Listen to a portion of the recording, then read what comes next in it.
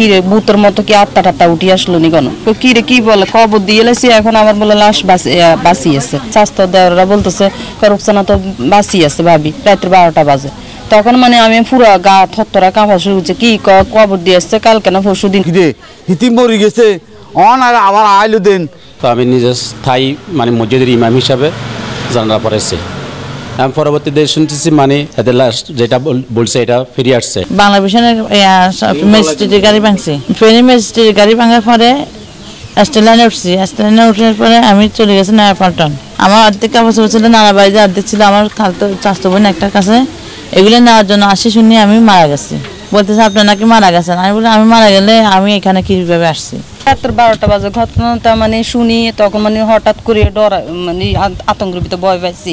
আমি আমার বাচ্চা ছোট বাচ্চাকে নিয়ে উঠছি আর মানে আমার স্বাস্থ্য দেওয়ারা বলতেছে রুকসানা তো বাঁচি আছে ভাবি রাত্র 12টা বাজে তখন মানে আমি পুরো গা থরথরা কাঁপা শুরু হচ্ছে কি খবর দিয়ে আসছে কালকে না পরশু দিন কি বলো 7 দিনেও করে ফেলছি বিরান্ডিনে ফাঁকায় মিলাদ ফরাইছি এখন বলো যে আবার রুকসানা উঠি এখন সবাই মানে আতঙ্কের ভিতর কি রে ভূতের মতো কি আত্মা টাত্তা উঠি আসলো নি কেন তারা সবাই বলতেছে এই ভিডিও করা দেখেন না গুমজার ওষুধ খাই মনে গুমজার যে গুমের ইয়াতে দেখি যে হ্যাঁ সত্যি পরে আমি একদম মোড়াতে বসে গেছি কি রে এই আতঙ্কে মানে সারা তার ঘুমও যায় না ভয়ে লাইট ধরা রাখছি কি রে কি বলে খবর দিয়ে এলেছি এখন আবার বলে লাশ বাঁচি আছে। এই পরের দিন আবার বলতেছে আমার স্বাস্থ্য নননের বাসায় সকাল 7টা বাজে 7:30 বাজে আসবে ওরা নাস্তা বানায় রাখো আমি আসি পরোটা খামো তোরা নাস্তা বানায় রাখ। তো এর পরে আসলে এবার ওদেরকে খবর দিছি ওরা বুড়া তো সবাই গাড়িতে টাড়িতে সবাই খবর দিই আমার বাসুরের খবর দিছি আমার হাজবেন্ডের খবর দিছি সবাই বলছি। আমি ঢাকায় ছিলাম, আমি মূলত বাড়িতে আসছি, আমি চট্টগ্রাম থাকি, চট্টগ্রাম 23 নম্বর ওয়ার্ডের। আমি মূলত বাড়িতে আসছি ফেনীতে ঈদ করবো বলে নানার বাড়িতে। তো ফেনীতে ঈদ করা হয় না, আমি ঢাকাতে চলে গেছি। তার কারণ হচ্ছে ফেনীতে 12 দিন ছিলাম, এখানে 12 দিন ভাঙচুর করছি গাড়ি।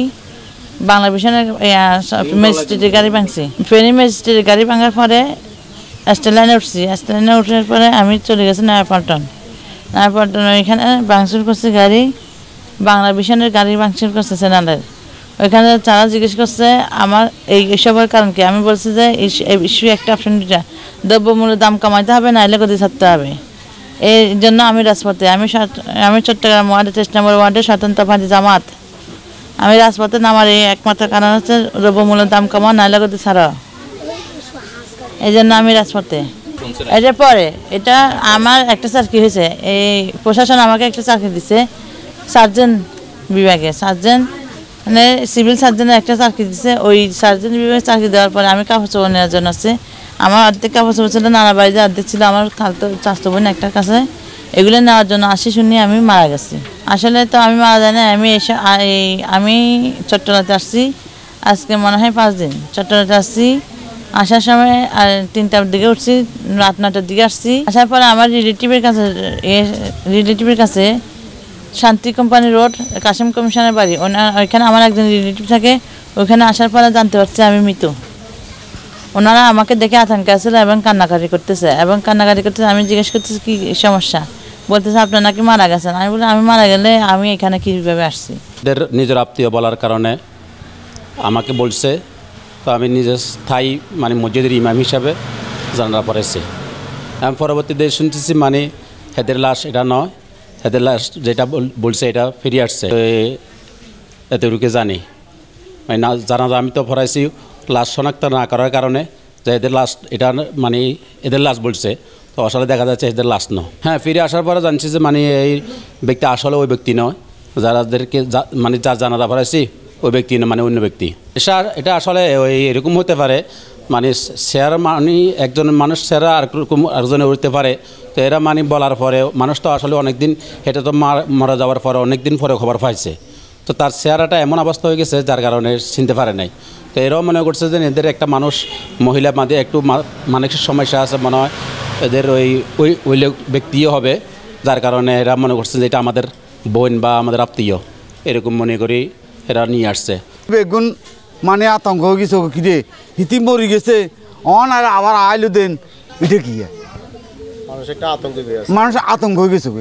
একেবারে থানায় ম্যানেজার মেম্বার টেম্বার আছে না, সেই মেম্বার টেম্বার আছে না, একের বেগুনে যা শুনি এর কত বেগুন আশ্চর্য কত মানুষ ইনি কারণ দেখছি যে মানুষের কোনো অভাব আসেনি। আচ্ছা এখন যে জীবিত পাইলেন রূপসানারে এখন মানে আপনাদের ইয়া কি মানে ইয়া কি অঙ্গা করতেছি দিয়ে রান্না আই হিগুনের স্বাস্থ্য বাইরে বুঝে গিয়ে রে যে একজন আর নিজের বোন যাতে চলিয়ে আইছে অন আরো গ্লাস মারি দিয়ে লাইছে আইনছ পয়সা খরচ করছে এখন মানে তোমরা হয় আল্লাহ দিয়ে একখান দিয়ে শোয়া হতে পারে তুমি হাতে ফেরালাইছে এই হয়ে গেছিল গই অন গাড়িতে ঠিক মতো যাইতে পারে না তুমি আল্লাহ দিলে এই উচিলে তোমরা গেলে রোগও ভালো হয়ে যেতে পারে এখন কই তো বুঝে গিয়ে রে